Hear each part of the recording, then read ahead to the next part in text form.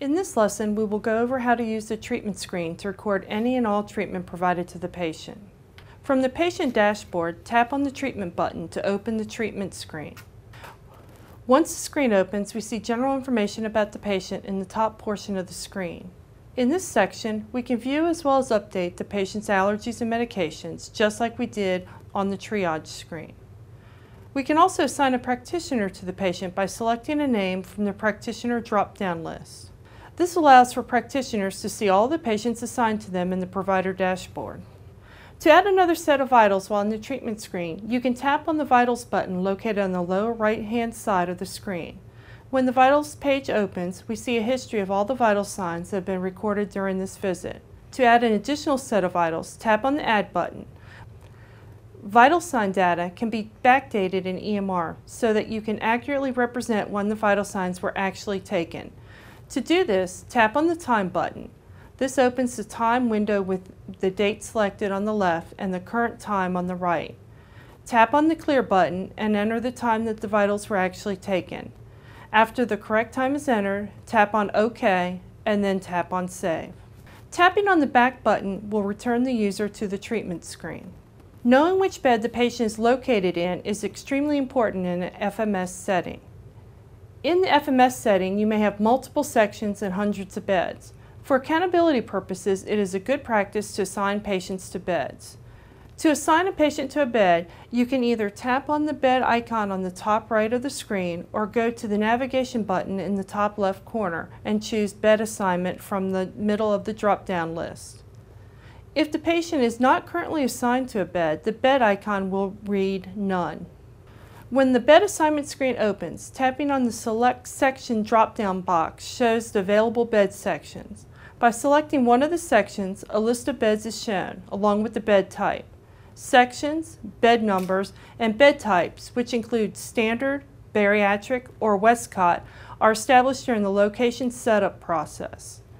In order to assign a patient to a bed, select a bed section from the list, then select an available bed, and then click Assign to Bed button. Once the bed has been assigned to the patient, tap the Close button to return to the treatment screen. The Bed button on the treatment screen now shows the section prefix and the bed number to which the patient is assigned. By tapping on that button again, a patient may be moved to another bed or moved to waiting for a bed. The bed assignment is automatically released when the patient is discharged. The first tab on the bottom of the treatment screen is the Medical History tab. Just like the triage screen, you can update to chief complaint, history of present illness, and past medical history for the patient. If you update one of these fields, remember to save your changes when you continue with the record. Findings from the provider or practitioner's examination of the patient can be captured on the Physical Exam tab. It is up to you to decide which template will be used for the objective exam of the patient. You can choose either a pediatric or adult template to record the findings from the exam. After you choose the template, the physical exam screen appears. On the left side of the screen are all of the systems that can be examined. The middle section displays elements for each system that can be selected to complete the exam. If an element or area cannot be found, use the Other section, which can be found in every system. As elements are selected for an exam, the text area to the right becomes available where you can add additional information about the finding. It is important to notice that this area is designed as a focused exam. You do not need to document an exam of every system, just the ones applicable to the patient's complaint and care. Additional physical exams can be performed at any time. The newest information will be displayed in the physical exam window on the treatment screen. However, the history of all of the physical exams can be viewed in the Notes section. Once you have completed the physical exam, tap on the Continue button to save your data and return to the treatment screen. The provider or practitioner can capture the diagnosis or clinical impression for the patient on the Diagnosis or Impression tab. Practitioners are licensed, independent medical personnel authorized to write prescriptions, and providers represent all NDMS and USPHS medical professionals. Clinical impressions are used only when a physician, dentist, vet, mid-level practitioner, or advanced practitioner is not involved with a patient visit. Clinical impressions use the National EMS Information System Codes, also known as NEMSIS. There are 35 NEMSIS codes that are available to use in the EMR application.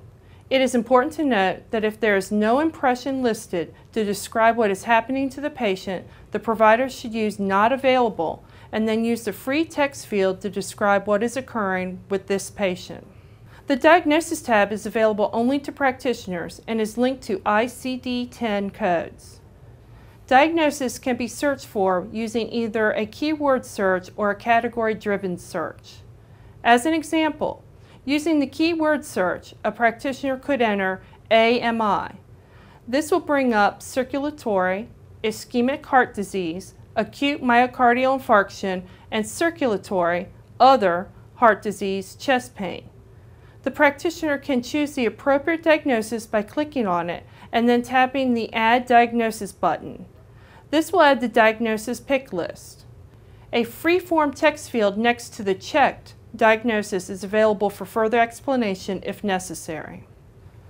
Practitioners can use the Category-Driven Search tab to find appropriate diagnosis by selecting the desired category and subcategory for the diagnosis. If we were going to use the category-driven search to assign the AMI diagnosis to a patient, the practitioner would enter circulatory in the category and then would choose ischemic heart disease from the subcategory list.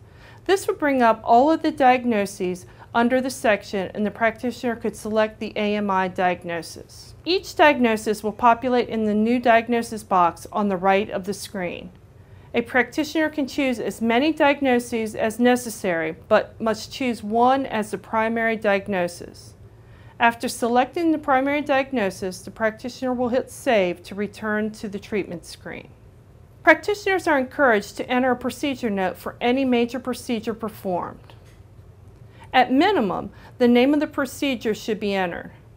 However, when resources allow, a full procedure note is encouraged. To add a procedure note to the patient record, tap on the Add button located on the right side of the screen. This opens the Add New Procedure window, where you can add a procedure name and a note for the patient. In the current version of EMR, these are both free text areas available for you to enter as much data about the procedure that you can. Once you have entered all of your procedure information, click on the Save button to return to the treatment screen. The Discharge Order tab in the treatment section is a required field and must be completed by the practitioner. After clicking on the Discharge Order tab, a free text box, Discharge Instructions, opens up. The practitioner can use this field to enter the discharge order and any applicable instructions for the patient. An example of a discharge order would be, keep leg elevated and see primary care doctor in 2 weeks. Once the discharge instructions have been entered for a patient, tap the Submit button to create the discharge order. You must enter a diagnosis or clinical impression before a patient can be discharged. This is a safety check that was added to EMR to make sure that each patient is assigned a diagnosis or clinical impression prior to the discharge process. One important item to remember while capturing patient treatment in this section is to utilize the notes capability.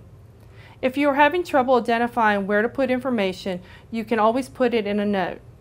The Notes section is also a good way to further explain anything that is entered into the patient record. To add a note to a patient's record, tap on the Notes button, which can be found in every section of EMR.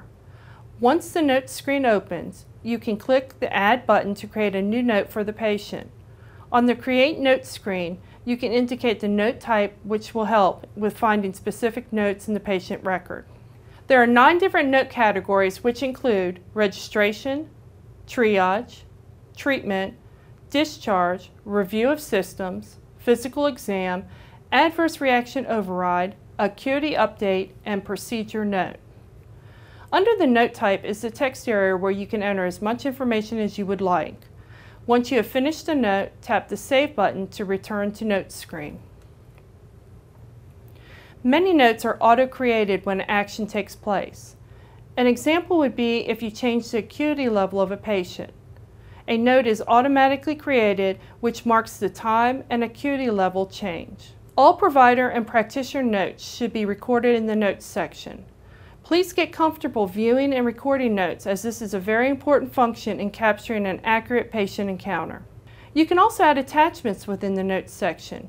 Each EMR kit has document scanners which allow you to scan in a variety of documents such as a patient's medication list, driver's license, and any supporting documentation, as well as 12-lead EKGs.